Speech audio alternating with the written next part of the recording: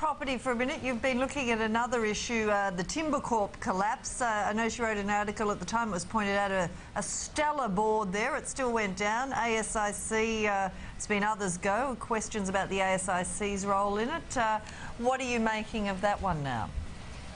Yeah, I'm not sure how stellar the board was. They certainly were very stellar race goers. Many of them members of the VRC, Victoria's peak racing body. Rod Fitzroy, chairman of the VRC, was on the board and received some pretty hefty consulting fees. But Timber Corp and Great Southern, the other agribusiness twin, were two of the probably not quite as high profile as your Babcock and Browns and your Allcos, but in terms of the calamity that simply befelt them was significant. Not only did the shareholders lose out there, but they had a large number of grower investors, and these were people who invested in Timber Corp and Great Southern schemes, so their horticulture and forestry schemes. And it was revealed yesterday, and Fairfax ran with this, that Cordamentha, who is the administrator of Timber Corp, have submitted a report saying two things. Firstly, that Timber Corp may have allegedly provided secret commissions to certain financial planners. This is on top of the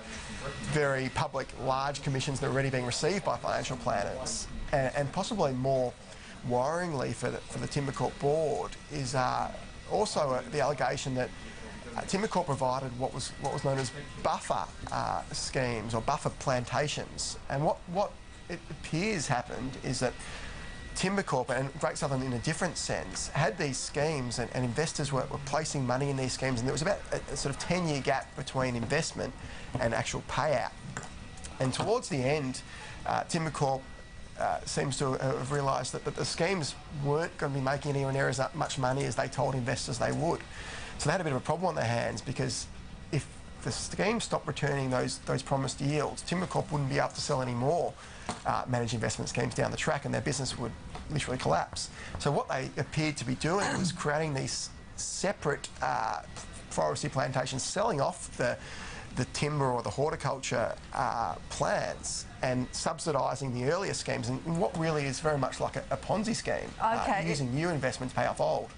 Unfortunately, we have to leave it there, Adam. It's one to talk on another time, but I am shocked to hear that we've just heard that secret backhanders were being paid to financial planners, such a stellar group themselves. Thank you very much to Adam Schwab in Melbourne.